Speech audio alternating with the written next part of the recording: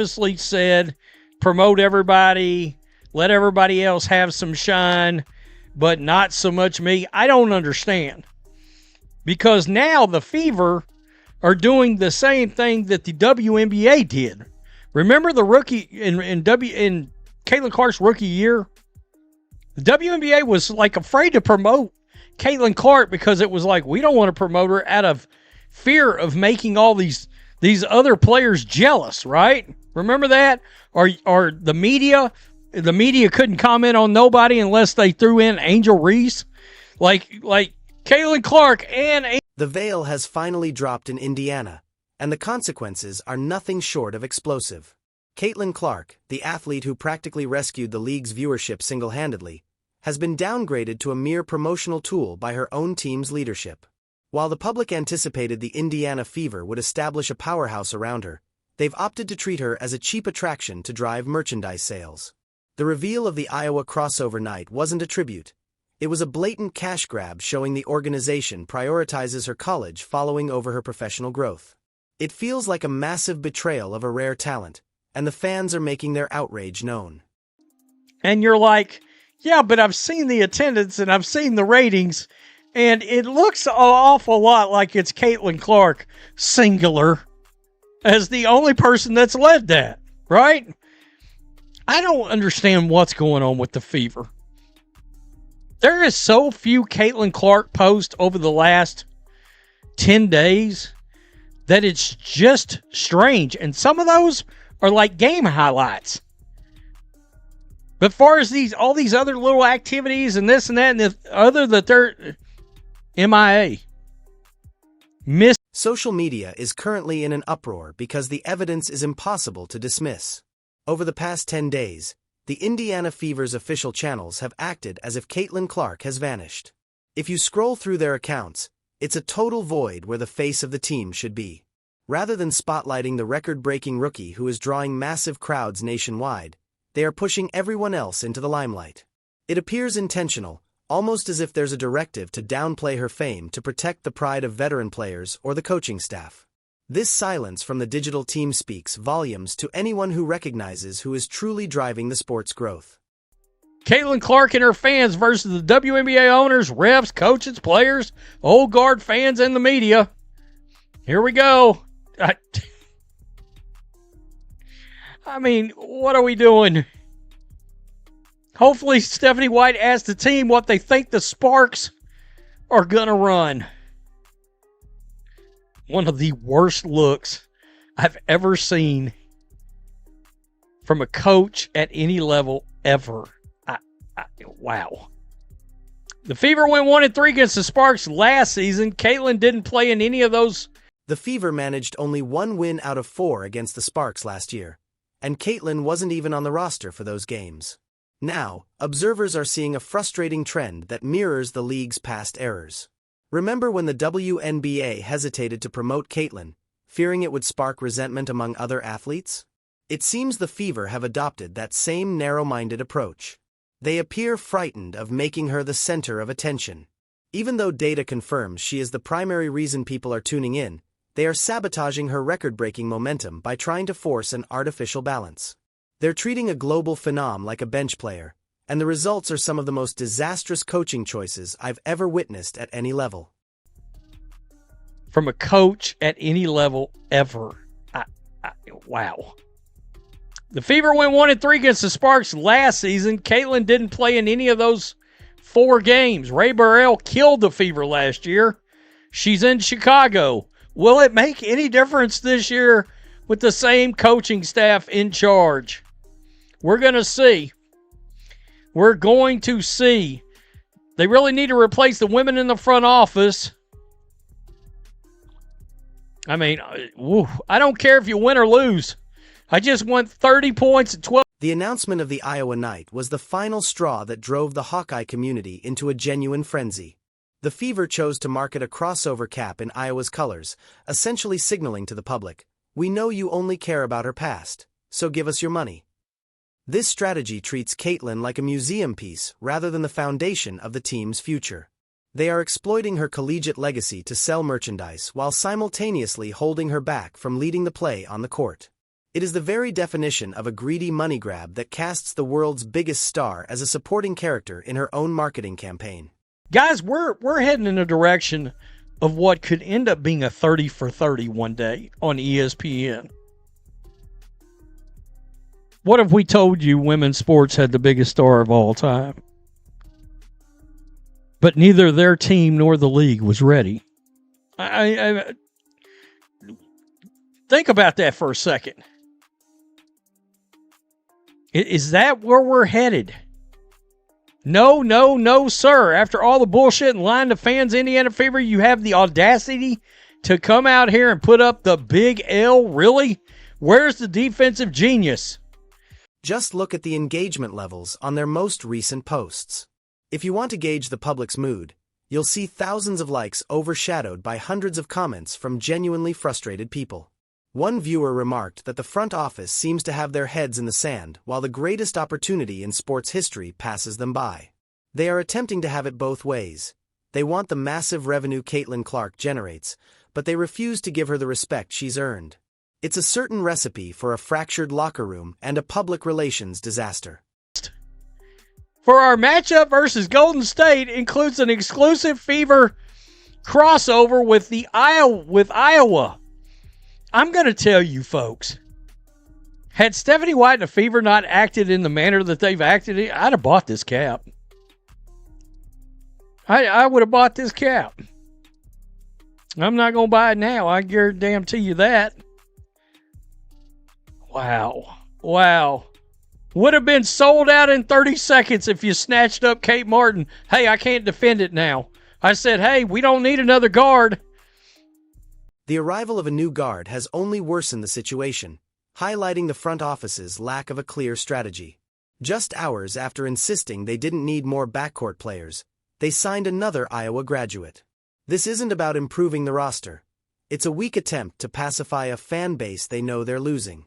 If they truly valued team chemistry or Caitlin's success, they would have targeted players like Kate Martin from the beginning. Instead, they're making moves that look like desperate PR stunts to keep the Iowa funding coming while ignoring the team's actual gaps. It's a transparent plan that didn't fool anyone. Hat with your ticket purchase. Come see your favorite player, Caitlin Clark, play off the ball and wear a back brace. Fun times. Man. Money thirsty but refusing to actually do what fans want is the same thing that would lead to winning games. OMG, this is such a bad look. The owners know the Fever are losing Iowa fans by the day. A theory is gaining traction that the Indiana Fever has turned into South Carolina North, and the proof is mounting. Fans are calling out the front office for a visible bias that favors certain programs while treating the Iowa star as a second-class citizen. You see the organization showcasing every other player's highlights, yet Caitlin's brilliant assists and signature long-range shots are nowhere to be found. It feels as if they are trying to prove they can succeed without her being the focal point, despite what the scores and ticket sales clearly indicate. This internal struggle is becoming very obvious. Now, Stephanie White's coaching methods are being closely analyzed, and the feedback from fans is quite harsh. The way she's utilizing Caitlin Clark has people questioning if she's ever actually watched her play. Instead of letting the world's best playmaker dictate the pace, she's being stuck off the ball, running through constant screens just to get a touch. It's a waste of ability that feels like professional negligence.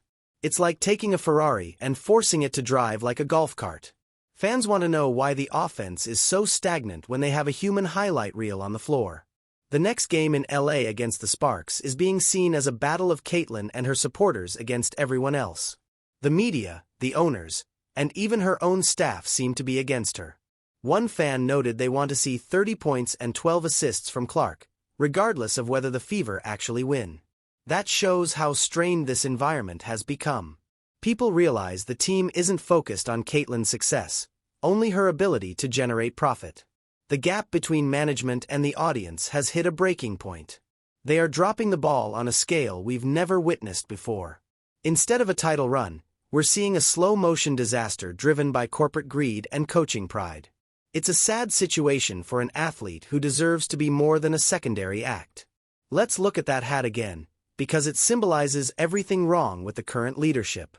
They're selling Iowa-themed gear while the team on the court looks nothing like the fast-paced Iowa offense. It's a bait and switch. They want the Hawkeye revenue without the Hawkeye flair. Fans are calling it South Carolina gear in a different color. They feel insulted by a front office that seems to dislike the very fans who are paying their bills and funding their new facilities. You can't expect people to support a brand when you're actively undermining the star who built it. The statistics from the Olympic break showed us exactly what Caitlin can do when the game runs through her. She was nearly the MVP based on just 2 months of play. She was at the top of the league, shattering records and elevating everyone around her. But since this new coaching era began, that version of Caitlin has been dampened. It's as if they saw her brilliance and viewed it as a threat to their system. They are trying to make a unique player seem ordinary, and the results are predictably average. You don't pull back the talent that draws the crowds. You build around it until you're champions. The claim that Caitlin needs to wait her turn or blend in is being pushed by people who don't grasp the scale of her influence. She didn't just enter the WNBA, she saved it from being overlooked. Ratings didn't climb because of league marketing. They rose because of her presence alone. For the Fever to treat her like just another name on the roster is an insult to every season ticket holder. They are treating the main attraction like an opening act, and the audience is starting to walk away in total frustration. This era of treating her as a side thought needs to stop before the fans leave for good. One of the most serious accusations from the fanbase is the idea of sabotage. People are genuinely asking if the front office has been told to suppress Clark's statistics. Why else would you take the most elite shooter and playmaker and hide her in the corner? Why limit her fast break chances and keep her away from the ball for long stretches? It feels like a deliberate attempt to bring her down so veterans don't feel eclipsed. It is a very small-minded way to manage a professional sports team, and the fans are keeping track of every single wasted play. The irony is that the Indiana Fever are alienating the exact fans they are trying to squeeze for money. You can't just put a yellow and black logo on a cap and expect people to ignore how you're mismanaging their favorite athlete. The Iowa Knight is being viewed as a gesture of disrespect rather than a tribute. Supporters are saying they would have bought the gear instantly if the team actually backed Caitlin on the court. Now, they are avoiding the team store to send a message to owners who won't listen. The financial fallout of these choices is going to be massive. The decisions coming from the coaching staff are being called some of the worst looks in the history of the sport. When the Fever struggled against the Sparks, fans pointed out that Caitlin hadn't even played in those matchups the year before.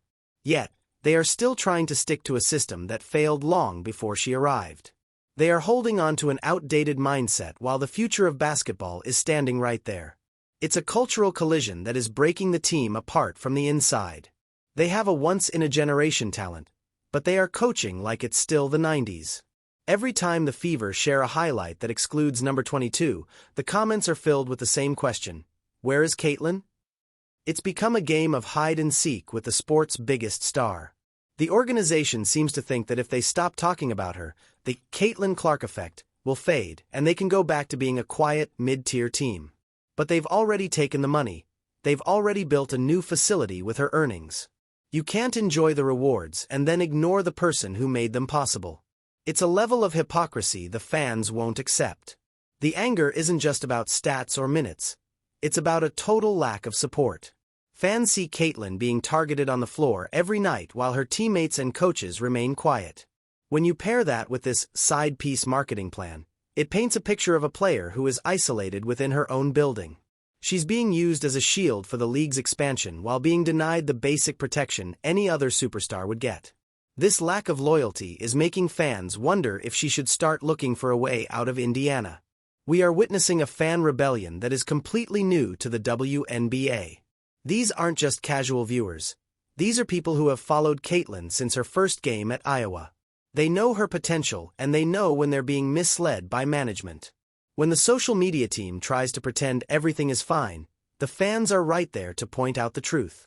The trust between the organization and its supporters is totally fractured. A yellow hat isn't going to mend a relationship that requires genuine respect and professional skill to fix. The comparison to an old school, "we don't do that here" attitude perfectly captures the mood of the fans. They aren't interested in experiments or management's ego games. They are here for the generational talent they were promised when she was the top pick. If the Indiana Fever want to be a feeder program for other teams, they should just say so. But don't sell season tickets using Caitlyn's name and then treat her as a second thought once the check's clear. It's dishonest, it's disrespectful, and it is ruining the franchise's long-term standing. As we look at the remainder of the season, the pressure is on the leadership to make a definitive choice. They can either support the superstar they have and build a system that uses her rare skills, or they can keep pushing her to the margins. If they choose the latter, they'll be remembered as the team that held the greatest asset in sports and wasted it for some hat sales and a bit of pride. The fans are prepared to leave at a moment's notice, and they'll take the ratings and money with them. The next move is up to the team. This has moved beyond a sports story. It's now a lesson in how to mishandle massive success. The Indiana Fever had a winning lottery ticket and decided to use it as a bookmark. They are ignoring the statistics, the audience, and the reality of their situation in favor of an old philosophy that has never worked.